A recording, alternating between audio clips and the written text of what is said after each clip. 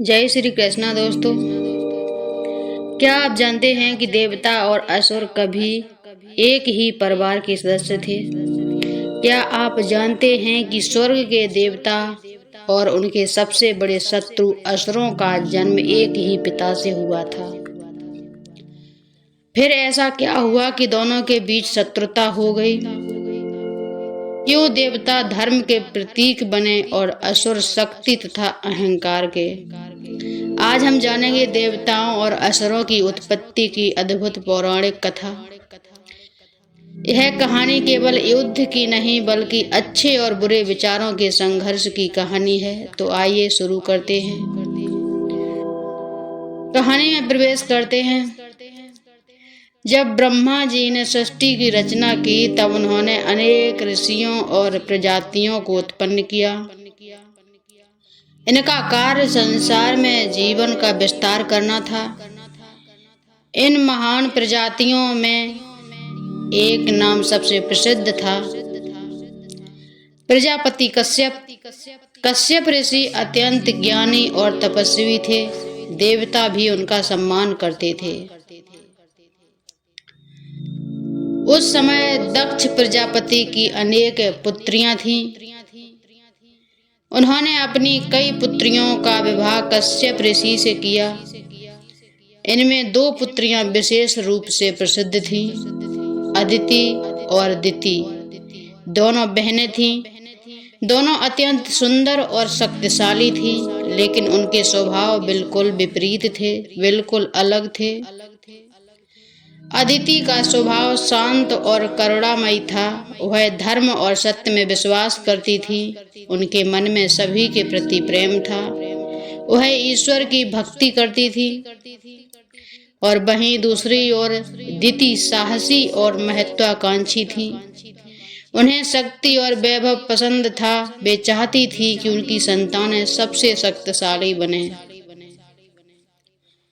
समय बीतने के बाद दिति ने अनेक पुत्रों को जन्म दिया। वे पुत्र दिव्य शक्तियों से युक्त थे। इन्हें आदित्य कहा गया। इन्हीं आदित्यों को आगे चलकर देवता कहा गया। इनमें से प्रमुख थे इंद्र, सूर्य, वरुण, अग्नि, वायु, मित्र और अन्य देवगण। भगवान ने देवताओं को संसार की व्यवस्था बनाए रखने का कार्य सौंपा। इंद्र को वर्षा का दायित्व मिला, सूर्य को प्रकाश देने का, वरुण को जल का, वायु को जीवनदायी हवा का। देवता संसार में संतुलन बनाए रखने लगे। लोग उनका सम्मान करने लगे। उधर दिति ने भी शक्तिशाली पुत्रों को जन्म दिया। ये असाधारण बल और पराक्रम वाले थे। इनमें से सबसे प्रसिद्ध थे हिरण्याक्ष और हिरण्यकश्यप। इनकी शक्ति देखकर देवता भी आश्चर्यचकित रह जाते थे। लेकिन धीरे धीरे उनके मन में अहंकार बढ़ने लगा। सबसे रोचक बात तो यह थी कि देवता और असुर दोनों एक ही पिता की संतान थे। वो पिता थे ऋषि कश्यप। लेकिन उनकी माताएं अलग थीं और उनके विचार भी अलग थे। देवता धर्म के मार्ग पर चलते थे। असुर शक्ति के बल पर शासन करना चाहते थे। समय के साथ दोनों की शक्ति बढ़ती गई। देवता स्वर्ग में रहने लगे। असुरों ने पृथ्वी और पाताल में अपने राज्य स्थापित किए। दोनों पक्ष शक्तिशाली होते जा रहे थे। शुरुआत में दोनों के बीच कोई बड़ा विवाद नहीं था, लेकिन धीरे धीरे विचारों का अंतर बढ़ने लगा। देवता चाहते थे कि संसार में धर्म और संतुलन बना रहे। असुर चाहते थे कि पूरी सृष्टि पर उनका अधिकार हो। यहीं से संघर्ष की शुरुआत हुई। देवताओं के राजा इंद्र बने। उनका स्वर्गलोक अत्यंत भव्य था। स्वर्ग में सुख, शांति और समृद्धि थी।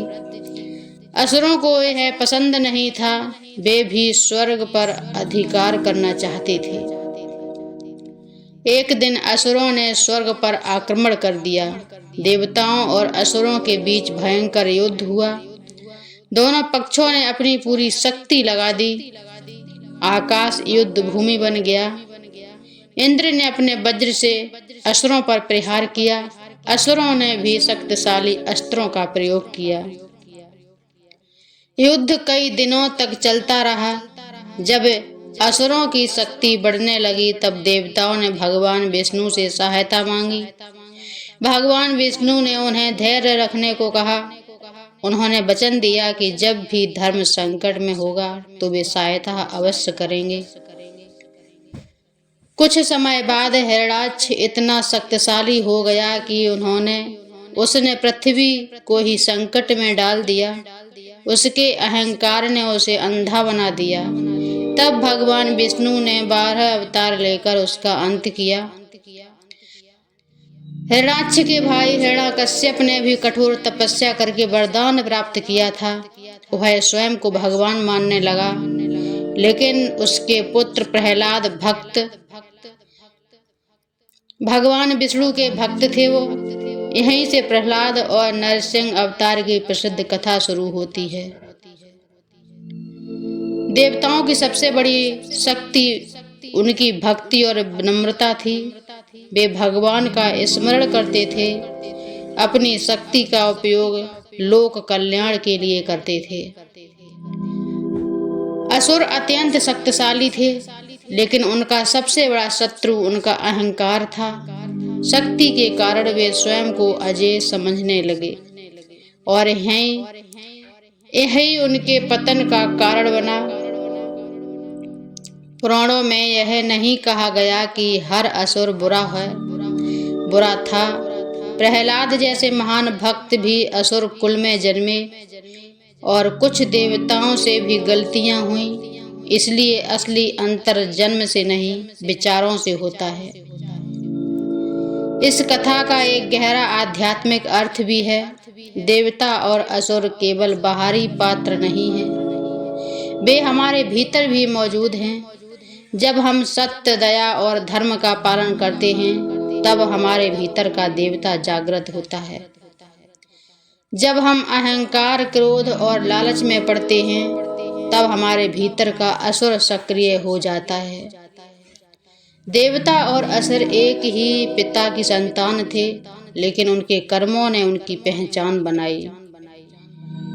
यह कथा हमें सिखाती है कि महानता जन्म से नहीं बल्कि विचारों और कर्मों से प्राप्त होती है। धर्म का मार्ग कठिन हो सकता है, लेकिन अंततः विजय उसी की होती है। तो दोस्तों, यह थी देवताओं और असुरों की उत्पत्ति की पौराणिक कथा। इस कहानी से हमें सीख मिलती है कि अच्छाई और बुराई का संघर्ष केवल संसार में ही नहीं बल्कि हमारे भीतर भी चलता रहता है। अगर आपको यह कथा पसंद आई हो तो वीडियो को लाइक करें, शेयर करें और भक्ति महाकाव्य चैनल को सब्सक्राइब जरूर करें। कमेंट में बताइए कि अगली कथा आप किस विषय पर सुनना चाहेंगे। तब तक के लिए जय श्री हरि। हरि ओम तत्सत।